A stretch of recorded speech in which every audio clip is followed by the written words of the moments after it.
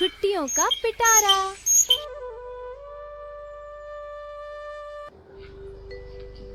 Hello, हाय, कैसे हैं आप सब?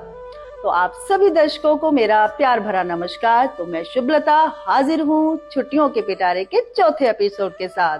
तो मेरे प्यारे बच्चों, आप सभी घर पे अपनी छुट्टियों का मजा ले रहे हैं और छुट्टियों के पिटारे में दिखाई गई सभी एक्टिविटीज को खूब एंजॉय कर रहे होंगे। तो किसी भी दिन की शुरुआत अच्छे स्वास्थ्य से होती है और अच्छे स्वास्थ्य का आधार है योग। तो मुझे उम्मीद है कि आप सभी ने पिछले एपिसोड में सिखाए गए योगासन को घर पे करने का प्रयास किया होगा। तो चलिए और नए योगा सीखने के लिए चलते हैं जितेंद्र मैम के पास। Let's go. अभी हम करने जा रहे हैं सुखासन, जिसे इजी पोज भी कहा जाता है। अपने पैर क्रॉस करके सीधे बैठ जाएं। अब अपना राइट हैंड ऊपर उठाइए और धीरे धीरे लेफ्ट साइड की तरफ बेंड कीजिए। सांस नॉर्मल रखिए और बॉडी के साइड स्ट्रेच को फील कीजिए। इस पोजीशन को कुछ सेकंड्स तक होल्ड करें। बहुत अच्छा। अब धीरे धीरे से वापस सेंटर में आए और दूसरी साइड रिपीट कीजिए। ये पोज हमारी कमर, शोल्डर्स और स्पाइन को फ्लेक्सिबल बनाता है और बॉडी को रिलैक्स करता है। अब वापस अपनी पोजीशन पे आ जाएं। अभी हम करने जा रहे हैं वीरभद्रासन। इसे वॉरियर पोज भी कहा जाता है। अपने शरीर को दाईं ओर मोड़ें।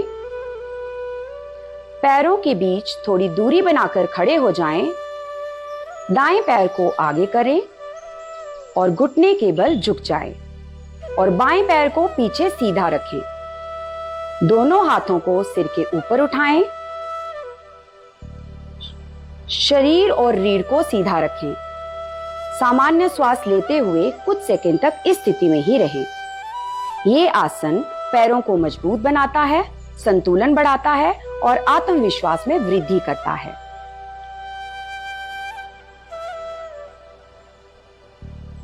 अभी वापस अपनी नॉर्मल पोजीशन में आ जाएं।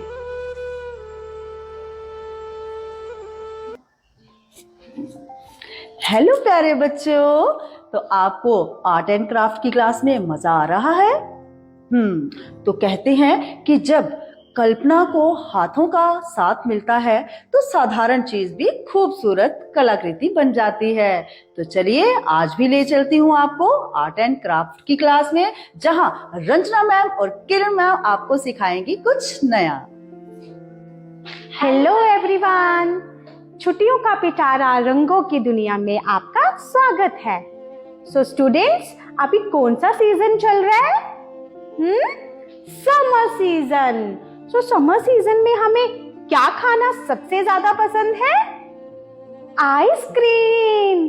सो आज हम आपको आइसक्रीम बनाना सिखाएंगे। Ice cream cone. सो जिसके लिए हमें क्या क्या मटेरियल चाहिए? सबसे पहले कोन बनाने के लिए एक पेपर आप जिस भी कलर का कोन बनाना है आप उस कलर का पेपर ले सकते हैं। सो हमने ब्राउन शीट ली है। Balloon, compass, pencil, scale and seizure. तो चलिए शुरू करते हैं। सबसे पहले हम ब्राउन शीट लेंगे और उस पे कंपास की हेल्प से हम एक सेमी सर्कल ड्रॉ करेंगे, कुछ इस तरह से।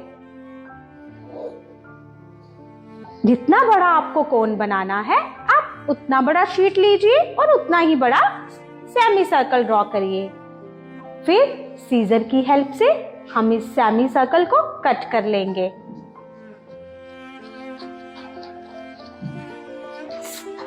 स्टूडेंट्स, छोटे बच्चे अपने पेरेंट्स की हेल्प ले सकते हैं सीजर का यूज करने के लिए। सो आराम से हम इस सेमी सर्कल को कट करेंगे। अब हमारा सेमी सर्कल कट हो गया है। अब हम स्केल की हेल्प से और एक स्केच पेन लेके किसी भी कलर से हम इस पे स्लैंटिंग लाइंस ड्रॉ करेंगे, जिससे हमारा कोन जो है वो और ब्यूटीफुल बनेगा। आइसक्रीम खाना किसे किसे पसंद है? आई होप वो तो सभी को पसंद होगा। किसी को स्ट्रॉबेरी फ्लेवर अच्छा लगता है, किसी को चॉकलेटी फ्लेवर अच्छा लगता है। स्टूडेंट्स, आपको कौन सा फ्लेवर अच्छा लगता है? आप कमेंट करके बता सकते हैं। यस, अभी हमें पूरे सेमी सर्कल पे इस तरह से स्लैंटिंग लाइंस जो है वो ड्रॉ करनी है। यस, अभी हमारी लाइंस जो है वो ड्रॉ हो चुकी हैं। अब अपोजिट साइड से भी हम स्लैंटिंग लाइंस ड्रॉ करेंगे, ताकि हमारे पास यहाँ कुछ इस तरह से बॉक्सेस जैसे बन जाएं, जिससे हमारा कोन जो है और भी ब्यूटीफुल लगेगा, प्रॉपर कोन बन जाएगा। ये तो अभी हमारी लाइंस जो है वो ड्रॉ हो चुकी हैं। अब हम इन जो बॉक्सेस हैं इनके बीच में हम छोटे छोटे डॉट्स जो है वो स्केच पेन की हेल्प से कर सकते हैं, जिससे कोन जो है वो और अट्रैक्टिव लगेगा। तो अभी हमारे पूरे इस सेमी सर्कल पे डॉट्स हमने ड्रॉ कर लिए हैं। अभी हमारा कोन पे ड्राइंग जो है वो हम कर चुके हैं। अभी हमने इस कोन को एक कोने से मोड़ते हुए एक कोन की शेप जो है वो इस सेमी सर्कल को एक कोन की शेप में ले आना है, कुछ इस तरह से। ये देखिए, अभी हमारा आइसक्रीम कोन ऑलमोस्ट बनके रेडी है। अभी हम ग्लू की हेल्प से इस कोने को यहां पेस्ट कर देंगे। हम यहां पे स्टेपलर का यूज भी कर सकते हैं। हमारा कोन बनके तैयार है। अब इसके बाद आइसक्रीम के लिए हम यहां बलून का यूज करेंगे। अब आपको कौन सी आइसक्रीम फ्लेवर पसंद है? हम तो ऑरेंज फ्लेवर यूज कर रहे हैं। आपको जो फ्लेवर हो आप उस कलर का बलून यूज कर सकते हैं। तो बलून हमें ऑलरेडी फुला के यहाँ रखा है, आपको भी इतने ही साइज का बलून फुलाना है और सेंटर में कोन को ग्लू लगा के बलून को ऐसे इस तरह से पेस्ट कर देना है। अब इस आइसक्रीम को और सुंदर बनाने के लिए हम इसमें थोड़े से जैम्स ऐड करेंगे। यस, इस तरह से पूरे बलून को ग्लू लगा लेंगे। और हमने यहाँ ऑलरेडी कुछ छोटे छोटे पेपर्स को कट करके रखा है, डिफरेंट कलर्स के पेपर्स को कट करके रखा है। और ये हम जैम्स यहाँ स्प्रिंकल कर देंगे। वाओ, कितनी ब्यूटीफुल आइसक्रीम कोन बनके तैयार है। तो हमारे पास यहाँ पे दो फ्लेवर्स की आइसक्रीम्स बनके तैयार हैं। आपको कौन सा फ्लेवर पसंद है? आप वो वाली आइसक्रीम ट्राई करिए। तो देखते रहिए हमारा आर्ट एंड क्राफ्ट एपिसोड। आज के एपिसोड में इतना ही। तो बने रहिए टीम केपीएस के साथ और देखते रहिए साहिल सेवादत्त ब्लॉग्स। हेलो प्यारे बच्चों, तो कैसे हैं आप सब? आप घर पर बैठ के खूब मस्ती कर रहे हैं ना? लेकिन बच्चों, मस्ती के साथ साथ आपको कुछ सीखना भी है। तो सीखने के लिए हम आपको हर एपिसोड में एक नई कहानी सुनाते हैं। जी, तो आज भी हम सपना मैम के पास चलते हैं एक नई कहानी सुनने के लिए। और कहानी के अंत में जो आपको सीख दी जाती है, उस सीख को आप अपने जीवन में जरूर अपनाएं। हेलो बच्चों, कैसे हैं आप सब? लगता है आपको मेरी कहानी का इंतजार था। तो आज मैं लेकर आई हूँ आपके लिए एक नई कहानी। बच्चों, क्या आपने कभी पतंग उड़ाई है? पतंग जब आसमान में ऊंची उड़ती है तो हमें बहुत सुंदर लगती है। लेकिन क्या आपने कभी सोचा है कि पतंग को इतनी ऊंचाई तक पहुंचाने वाला असली सहारा कौन होता है? आज मैं आपको एक छोटी सी लेकिन बहुत गहरी सीख देने वाली कहानी सुनाने जा रही हूँ, जिसका नाम है पतंग और धागा। एक दिन आसमान में एक रंग बिरंगी पतंग बहुत ऊंची जा रही थी। वह हवा के साथ इधर उधर नाच रही थी। उसे अपनी ऊंची उड़ान पर बहुत घमंड हो गया था। कुछ देर बाद पतंग ने नीचे बंधे धागे से कहा, तुम मुझे रोक रहे हो, अगर तुम ना होते तो मैं और भी ऊंचा उड़ सकती थी। धागे ने बहुत शांत स्वर में कहा, मैं तुम्हें रोक नहीं रही, मैं तुम्हें संभाल रही हूँ।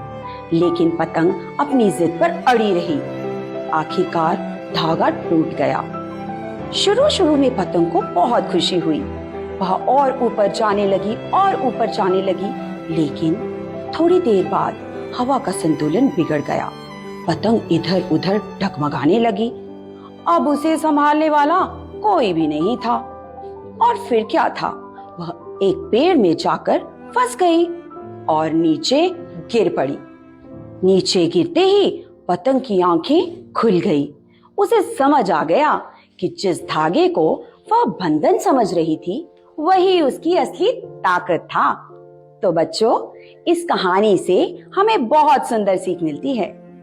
कभी कभी आपको भी लगता होगा कि आपके माता पिता, आपके गुरुजन या अनुशासन आपको रोक रहे हैं, लगता है ना? लेकिन सच तो कुछ और है। सच तो ये है कि वही हमें संभालते हैं, सही रास्ता दिखाते हैं और जीवन में ऊंचाइयों तक पहुंचाते हैं। तो बच्चों, हमेशा याद रखिए, जो हमें संभालते हैं वह हमें रोकते नहीं बल्कि गिरने से बचाते हैं। तो ये थी हमारी आज की कहानी। और जो पिछली कहानियां आपने सुनी, हर कहानी अपने साथ एक अनमोल सीख लेकर आई। अगर हम इन सीखों को अपने जीवन में अपनाएं, तो हम अच्छे विद्यार्थी ही नहीं बल्कि अच्छे इंसान भी बन सकते हैं। अंत में मैं बस इतना कहना चाहूंगी, उड़ो सपनों की पतंग बनकर, उड़ो सपनों की पतंग बनकर, चमको तारों की चमक बनकर, चमको तारों की चमक बनकर, सीखो हर दिन कुछ नया बनकर, सीखो हर दिन कुछ नया बनकर। तो ये थी हमारी आज की कहानी। आशा है आपको मेरी कहानी अच्छी लगी होगी। तो अगली कहानी के लिए आपको करना पड़ेगा थोड़ा सा इंतजार। तो अगली कहानी में मिलते हैं अगले एपिसोड के लिए। तब तक बने रहिए टीम केपीएस के साथ और देखते रहिए साहिल सेवादार के ब्लॉग्स। धन्यवाद। हेलो बच्चों, तो कैसे हैं आप सब? आप घर पे पिज्जा, मैगी, बर्गर, मोमोज खा के बोर हो चुके हैं? बोर हो गए हैं ना? तो चलिए फिर से ले चलती हूँ आपको शिवानी मैम के मैजिक किचन में, जहाँ देखते हैं क्या है आज कुछ नया बनने वाला। Hello everyone, welcome to my tasty healthy super magic kitchen. तो बच्चों, आज हम बनाने वाले हैं एक ऐसा स्नैक जो ना ही आपका ज्यादा समय लेगा, खाने में भी हेल्दी होगा और भरपूर सब्जियों से भरा होगा। तो गेस करो हम क्या बनाने वाले हैं? Yes, you are right. So today we are going to make a healthy veg sandwiches. तो चलिए शुरू करते हैं। वेज सैंडविचेस बनाने के लिए सबसे पहले चाहिए होंगे हमें ब्रेड स्लाइसेस। मैंने इसके एजेस निकाल लिए हुए हैं। फिर हमें चाहिए होगा tomato sauce, tomatoes, onion, carrot, cucumber, sweet corns, capsicum, black pepper, black salt, आप चाहे तो व्हाइट सॉल्ट भी यूज कर सकते हैं, मेयोनीज। तो चलिए शुरू करते हैं बनाना। सभी ब्रेड स्लाइसेस में सबसे पहले हम केचप लगा लेंगे, अच्छे से सेपरेट करेंगे।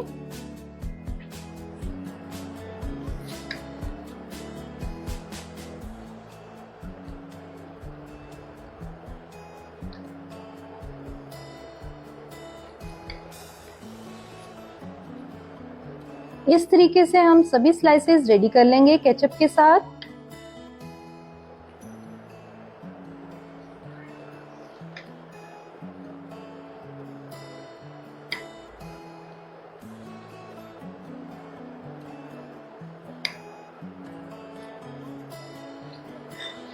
अब हम लेंगे एक बॉल और अपनी सारी चॉप्ड वेजिटेबल्स, मैंने पहले से ही चॉप करके रख ली थी, सारी वेजिटेबल्स हम एक बॉल में डालेंगे। सबसे पहले जाएगा कुकुम्बर,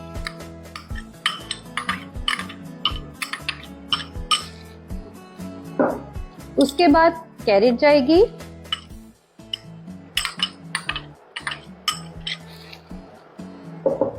फिर हम डालेंगे अनियन, जितने आपको पसंद हो आप उतने डाल सकते हैं। फिर जाएगा टमाटो, देन कैप्सिकम,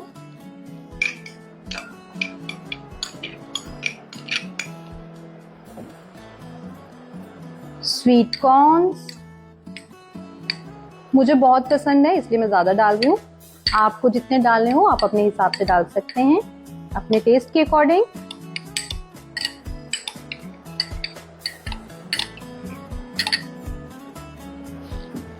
फिर हम डालेंगे इसमें ब्लैक पेपर, इतना काफी होगा। देन ब्लैक सॉल्ट, आप चाहें तो व्हाइट सॉल्ट भी डाल सकते हैं।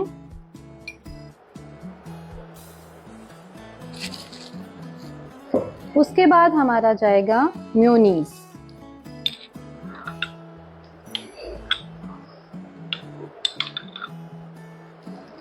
अब हम इसे अच्छे से मिक्स करेंगे।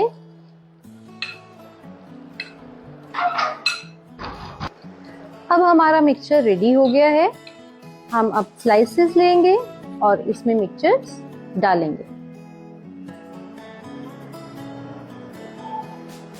और दूसरी स्लाइस को इसके ऊपर रखेंगे। ऐसे ही हम बाकी भी रेडी कर लेंगे अपने सारे सैंडविचेस।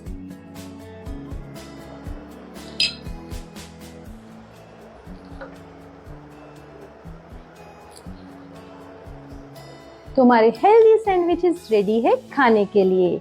तो बच्चों, जंक फूड और चिप्स को थोड़ा रेस्ट दो और हेल्दी सैंडविचेस को चांस दो। तो आप भी अपने घर पे ट्राई करें और अपनी फैमिली को जरूर खिलाएं। तो नई रेसिपी देखने के लिए बने रहे टीम केपीएस के साथ और देखते रहे साहिल सेवादार ब्लॉग। तब तक के लिए bye bye and take care. नमस्कार प्यारे दर्शकों। तो जैसे कि छुट्टियों का पिटारा का आज चौथा एपिसोड है और हर एपिसोड में हम नए किसी विषय पर चर्चा करते हैं।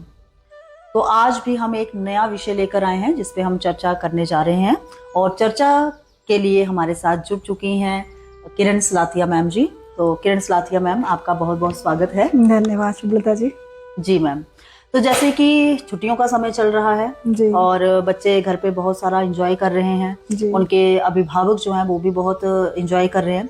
तो आज का जो मेरा विषय है कि छुट्टियों का गृह कार्य जो हम भेजते हैं जी। तो कहीं ना कहीं जो बच्चे हैं और जो अभिभावक हैं उनको ये लगता है कि छुट्टियां होती हैं मस्ती करने के लिए और स्कूल से या जो टीचर है वो इतना सारा हमें होमवर्क भेज देते हैं। तो होमवर्क जो है वो इन लोगों के लिए एक बोझ बन गया है। तो आज जब हम चर्चा करेंगे कि होमवर्क जो है वो बोझ नहीं है, आपके लिए वो बहुत ही अच्छा है। तो आज हम उसी पे चर्चा करने जा रहे हैं। तो इसी से जुड़ा हुआ मेरा जो पहला सवाल है कि पहले के समय में हॉलीडे होमवर्क और आज का जो हम हॉलीडे होमवर्क देते हैं तो उसमें क्या अंतर आया है? जी हाँ, बहुत अच्छे कि बच्चों की जो छुट्टियां चल रही हैं ऐसे में बच्चे जो हैं अपना ज़्यादा से ज़्यादा समय घर पर बिता रहे हैं जी। तो स्कूल से उनको जो है हॉलीडेज होमवर्क दिया जाता है। जैसा कि आपने कहा कि बच्चे और पेरेंट्स दोनों ही सोचते हैं कि छुट्टियां मौज मस्ती का समय है जी। तो ज़्यादा से ज़्यादा जो है वो समय एक दूसरे के साथ मनोरंजन करते हुए घूमते फिरते हुए बिताना चाहते हैं और ऐसे में कई बार लगता है उनको कि हाँ भाई हमें इतना सारा काम मिल गया है ना। जी जी। तो काम जो है, देखिए हॉलीडेज होमवर्क जो है वो बड़ी अहम भूमिका निभाता है बच्चों को नया कुछ सीखने में। तो आपने प्रश्न किया कि पहले के समय में और आज के समय में जैसे क्या अंतर है। तो पहले के समय में बच्चों को जो होमवर्क मिलता था, हॉलीडेज होमवर्क, वो ज्यादातर जो है उनकी बुक्स नोटबुक्स के रिगार्डिंग ही होता था। जी। बच्चे को याद करने के लिए दे दिया जाता था, लिखने के लिए काम दे दिया जाता था, इसके अतिरिक्त तो और कुछ ज्यादा नहीं, है ना। जी। लेकिन आज के समय में बात करें तो बच्चे को जो हम हॉलीडेज होमवर्क देते हैं वो ये मद्देनजर रखते हुए कि बच्चे का जो है ऑलराउंड डेवलपमेंट होना चाहिए। छुट्टियों में उसको कुछ क्रिएटिव करने के लिए दें, बच्चे की क्रिटिकल थिंकिंग इम्प्रूव हो, ये सारी बातें ध्यान में रखते हुए आज के समय में जो बच्चों को होमवर्क जो है वो दिया जाता है। जी जी, जैसे मॉडल बनाना हो गया, कोई वर्किंग मॉडल बच्चा बना रहा है, किसी विषय के बारे में जानकारी एकत्रित करना इंटरनेट के माध्यम से, या पर्यावरण संरक्षण के बारे में जानकारी अवेयर करते हुए कुछ बनाना, ये सब चीजें जो है आज के समय में बच्चों को दी जाती हैं। जी मैम। जी। तो इसी से जुड़ा हुआ मेरा अगला प्रश्न है जी। कि बच्चे जो है वो बहुत से बचते हैं कुछ काम करने से, जी, और जी। कुछ छुट्टियों के बाद तो करके ही नहीं आते, उनके बहुत सारे एक्सक्यूजेस होते हैं। जी। तो इसके बारे में आप क्या कहना चाहेंगे? मुझे अपने भी बचपन का समय याद आता है, जब छुट्टियों के बाद हमारी स्कूल में क्लासेस जब लगती थी तो अक्सर बच्चे है ना, वो बच्चे लेट आते थे जिन्होंने होमवर्क नहीं किया होता था, और जिन्होंने होमवर्क किया है, कंप्लीट है, वो फर्स्ट डे ही प्रेजेंट होते थे और बड़े प्राउड के साथ कि हाँ जी हमारा काम कंप्लीट है, और अपने चार्ट वगैरह सब रेडी करके और ले आना। तो बच्चे जो है कई सोचते हैं कि काम जो है हमारे लिए बोझ है, ये सारा उनको मतलब लगता है कि वेस्टेज ऑफ टाइम है, लेकिन ऐसा नहीं है ना। बच्चे को जो होमवर्क दिया जा रहा है उसके पीछे कुछ उद्देश्य होता है। जी जी। तो मेरा जो हाँ, अगला प्रश्न है वो भी इसी से जुड़ा हुआ है। जी जी। कि बच्चों को और अभिभावकों को ये आपको बहुत अच्छे से क्लियर करना है कि जो शिक्षक गृह कार्य देते हैं, हॉलीडे का होमवर्क देते हैं, उसके पीछे एक शिक्षक का क्या उद्देश्य रहता है? देखिए, गृह कार्य के पीछे शिक्षक का उद्देश्य है कि हमारा बच्चा जो है वो पढ़ाई के मार्ग से कभी भटके ना, है ना। कई बार ऐसा होता है कि जब हम छुट्टियों वाले मोड पे चले गए हैं तो हमें लगता है कि रेस्ट और रेस्ट, बच्चों की दिनचर्या बिगड़ जाती है। जी। अक्सर बच्चे जो हैं वो सुबह जल्दी नहीं उठ रहे हैं, है ना, और फिर उन्हें अपने पेरेंट्स के साथ घूमने भी कहीं जाना है जी। तो पढ़ाई नहीं हो पाती है। और ऐसे में अगर स्कूल वाले उनको होमवर्क दें ही ना, गृह कार्य हो ही ना, तो फिर आप बताइए कि बच्चा क्या करेगा? वो तो बिल्कुल उसका कनेक्शन जो है हाँ, टूट जाएगा। और 1.5 महीने के बाद जब वो स्कूल लौट के आएगा तो उसको तो कुछ भी नहीं हाँ, तो वो फिर मुझे लगता है कि वो सारी चीजें भूल चुका होगा जो उसने पहले पढ़ी होंगी। तो उनके साथ एक कनेक्टिविटी बनाए रखने के लिए, और छुट्टियों का समय एक ऐसा समय है जब बच्चा कुछ और नया सीखता है, इसीलिए हाँ हम टीचर्स चाहते हैं कि बच्चा कुछ ना कुछ क्रिएटिव वर्क जो है वो अपनी छुट्टियों में करे। तो हम इसी उद्देश्य के साथ उनका जो होमवर्क है उसको फ्रेम करते हैं ताकि बच्चा कुछ नया सीख के आए और जो उसने पढ़ा हुआ है उसके साथ उसकी कनेक्टिविटी बनी रहे। लेकिन ज्यादातर सुनने को यही मिलता है कि जब प्रोजेक्ट वर्क जो आते हैं तो बच्चे कहते हैं मेरी मम्मा ने बनाया है, मेरे पापा ने बनाया है। जी जी। हाँ, तो बहुत खुशी होती है जब ये चीज हम सुनते हैं। नहीं, देखिए, माता पिता का सहयोग बड़ा जरूरी है। बच्चे होमवर्क तभी अपना अच्छे से कर पाएंगे जब उनको माता पिता का सहयोग मिलेगा, है ना। बड़े की गाइडेंस जरूरी है। तो जहाँ तो बच्चे खुद कर लेते हैं बहुत अच्छी बात है, लेकिन छोटे बच्चों की बात करूं तो बच्चों को अपने माता पिता की हेल्प लेनी पड़ती है।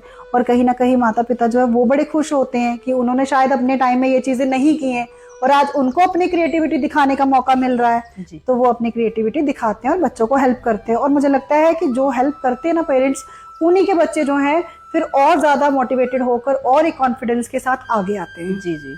तो मेरा जो इस विषय से जुड़ा हुआ अंतिम प्रश्न है वो ये है कि माता पिता जो है वो छुट्टियों के जो काम करवाने में बच्चों की वो कैसे हेल्प करें और किस तरह की वो भूमिका अदा करें कि बच्चे जो है वो आनंद पूर्वक अपना कार्य कर सकें। हाँ, देखिए, पेरेंट्स को क्या करना चाहिए, अपने बच्चे के साथ बैठ के ना एक पहले टाइम टेबल जो है उनकी रूटीन सेट कर लेनी चाहिए कि बेटा इतने इतने टाइम रूटीन में तुम्हें जो है अपना काम करना है। छोटे छोटे भागों में बच्चों का काम जो है वो बांट दे और बच्चे के साथ में बैठ के मदद भी करें।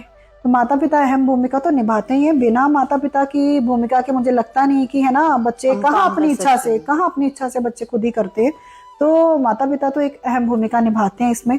और माता पिता से और बच्चों से सभी से मेरी यही गुजारिश है कि वो गृह कार्य को बोझ ना समझे। ये आप पर जो है जबरदस्ती थोप दिया जाने वाला कोई काम नहीं है, ये आपकी क्रिएटिविटी को बढ़ाने के लिए है।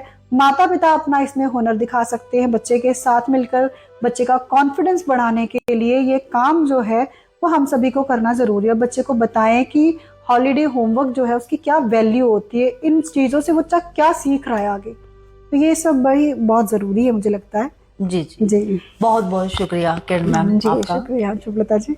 जी तो आज के इस विषय की जो चर्चा है वो यहीं संपन्न होती है। तो इसी के साथ हमारा जो चौथा एपिसोड है वो भी समाप्त होता है। तो आपने हमारे जितने भी एपिसोड देखे हैं और आज के एपिसोड में आपको कौन सा भाग जो है वो सबसे प्रिय लगा, आप उसको लाइक कमेंट और शेयर करके बता सकते हैं। तो अगले एपिसोड को देखने के लिए बने रहिए टीम KPS के साथ और देखते रहिए साहिल सेवादार ब्लॉग। धन्यवाद। धन्यवाद।